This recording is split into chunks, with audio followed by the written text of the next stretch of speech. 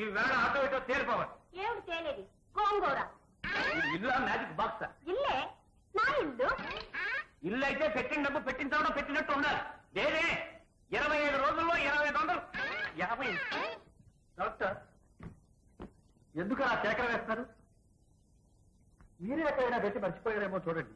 నేనా మరుప? జ్ఞాపక శక్తిలో డాక్టర్ డిగ్రీని పొందిన వాడిని నేను. ఈ ఇంట్లో జరిగే అక్రమాలు అన్యాయాలు తమకు తెలియవు.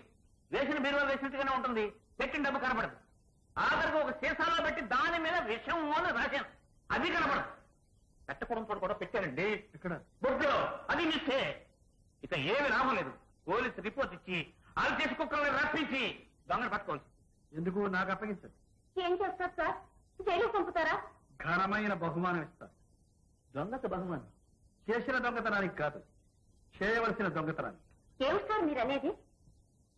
ఏదో చిన్న దొంగ పని చెప్తాను, అది చేసుకొచ్చిన వాళ్లకు బహుమానం 20,000. 20,000? అయితే దొంగ నేనే సార్. ఇంత బాగా ఇదెక్కడ నేనే సార్? తెలంగాణ మొగ్గు డబ్బు కొట్టాను. మీరే చెప్పండి సార్, ఏ భార్య ఈ పని చేయదు? మేమేమైనా నెత్తిన కట్టుకుపోతామా? ఎప్పుడైనా అవసరం వస్తుంది కదా అని దాచి పెడతాం. ఇప్పుడేం అవసరం వచ్చింది అంట? వచ్చింది అంట. ఈ అందమాన్లో అందమైన స్టేజీ కడతాను, అందులో నేను నాట్యం చేస్తాను. చేస్తూ చేస్తూనే నా ప్రాణాలు వదులుతాను. అందుకే నేను బ్రతికున్నాను, అందుకే దొంగతనం చేస్తున్నాను.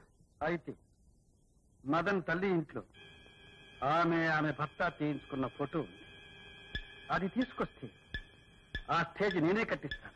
అక్కడే నీ చేత డాన్స్ చేయిస్తాను. వద్దు సార్, వద్దు. డాన్స్ చేస్తూ చేస్తూ అమ్మగారు ప్రాణాలు వదిలేస్తే రంభా ఊర్వశి మేనకలతో పాటు ఇంద్రలోకంగా ఉంటాను రా వంట వెధవ. సార్ మీరు ఇక్కడే ఉండండి, నేను అలా వెళ్ళి అలా వచ్చేస్తాను. అంత తేలికే అమ్మ? సార్ ఈ నాట్య జ్యోతి భానుమతికి బరువైంది ఏదీ లేదు సార్. ఇదిగో మా తరతరాల పథకం.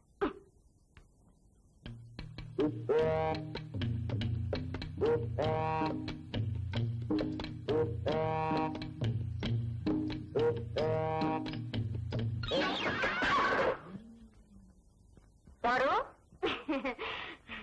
నేను కాబట్టి సరిపోయింది. ఇంకెవరైనా అయితే ఏమైనా ఉందా? ఇలా తలుపులు తీసి పడుకుంటారా ఎవరైనా? మీకు కావలసిన దాని కనుకనే వచ్చాను, దాన్ని పడగొట్టాను, మిమ్మల్ని ఇద్దరు లేపాను. ఇంతకీ మీరు తెలీదా? నేనెవరో తెలీదా?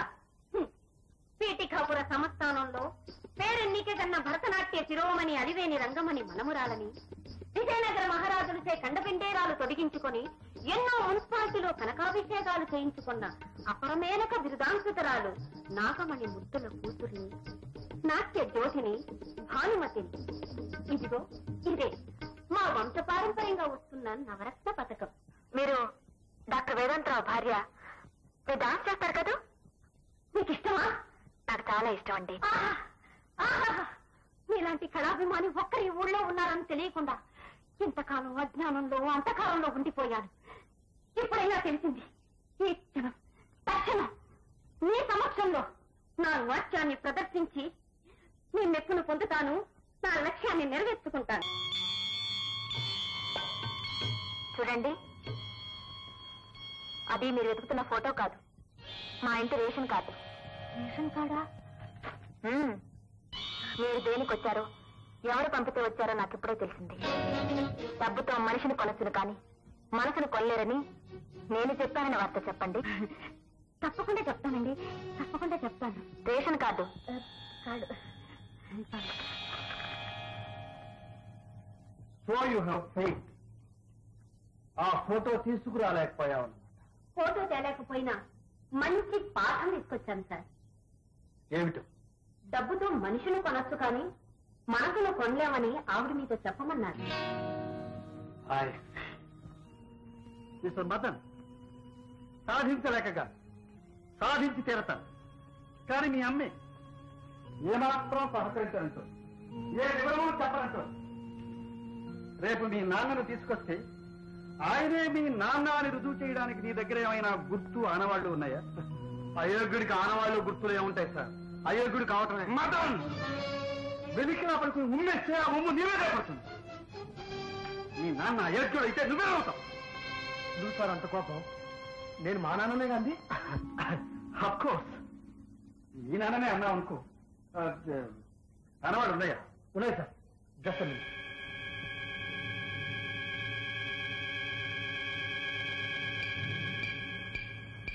చెప్తే మీరు నవ్వుతారు సార్. చివరికి మా అమ్మకు మిగిలినవి చెప్పు. ఇందులో ఒకటి పెద్దది, ఒకటి చిన్నది. మా నాన్న పాదాలు కూడా ఇలాగే ఉండేవి సార్. చిన్నప్పుడు ఒకసారి వేసుకుని అనుభవి పడిపోయాను సార్. ఏది నన్ను వేసుకొని చూస్తారు. అరే మీరు కరెక్ట్గా సరిపోయే. పరిగెత్తగలను కూడా. పరిగెత్తనా? అది మీ నాన్నగారు చెప్పులు. నేను పూజ చేసుకుంటున్న పాదరక్షలు అడ్డమైన వాళ్ళు తోడుకోవడానికి వెళ్ళలేదు. విడమని అమ్మా, నాన్న కాలు తప్ప ఎవరి కాలు సరిపోవన్నారే, నేను సరిపోయామ్మా. అవి మీ నాన్నగారి కాళ్ళకు మాత్రం సరిపోతాయన్నాను. అలాగని ఎవరికి సరిపోతే వాళ్ళు మీ నాన్న అవుతారా? విడవను.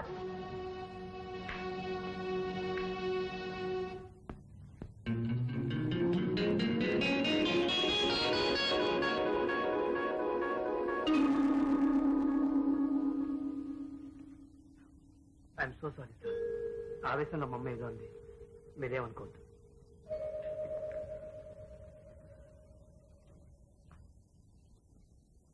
కూర్చో. నన్ను ఎందుకు పిలిపించారు? చూడమ్మా, మదన్ నీకు తగిన భర్త కాదు. అది మీరు చెప్పనక్కర్లేదు. చెప్పే అర్హత, అధికారం నాకున్నాయనుకుంటున్నాను. చూడమ్మా, మదన్ని నిన్న మొన్న చూసి నువ్వు ప్రేమించావు. వాణ్ణి కనీ పెంచింది నేను. పండు రుచి చిలక చెప్పడం కన్నా చెట్టు చెప్పడమే న్యాయం కదూ. నా మాట విను. నీకు భర్త అయ్యే అర్హత వాడికి ఏ విధంగానూ లేదు.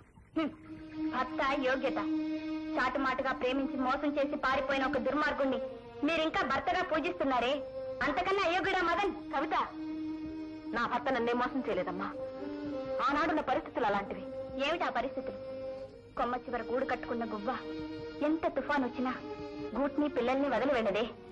ఆ మాత్రం పాసం పందం కూడా లేని ఆ మనిషిని మీరు భర్తగా భగవంతుడిగా పూజిస్తున్నారే, అలాంటప్పుడు నేను మదన్ని ప్రేమించడం, పెళ్లి చేసుకోవడం తప్ప? తప్పని కాదమ్మా.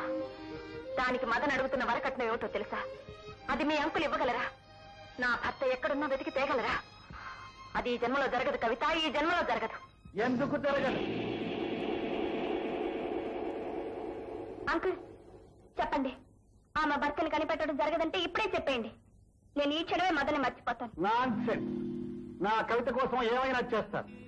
నేను చేయలేనిది, నాకు చేతగానిది అంటూ ఈ ప్రపంచంలో ఏదీ లేదు. కవిత, బీ హ్యాపీ. నీ పెళ్లి తప్పక జరిగి తీరుతుంది. నా కవిత, నా కవిత అంటున్నారే, ఆ అమ్మాయి మీద నిజంగా ప్రేమ, అభిమానం ఉంటే మదన్ లాంటి వాడికి ఇచ్చి పెళ్లి చేస్తానంటారా? ఎందుకండి మదన్ గురించి అంత చెడుగా మాట్లాడతారు? అతను అలా కావడానికి కారణం ఎవరు? వాళ్ళ నాన్న. వాళ్ళ నాన్న మీద ఉన్న కక్ష. ఆ కక్ష తీరిన నాడు మదన్ మారతాడు, మంచివాడవుతాడు. అవును, అయోగ్యుడైన వాళ్ళ నాన్న వల్ల ఏర్పడిన అవమానాలే మదన్ మనసుని అలా పాడు చేశాయి. కవిత, మీ అంకుల్ పెద్దవారు, ఆయన ఏమైనా అనొచ్చు, కానీ నువ్వంటే మాత్రం సహించను.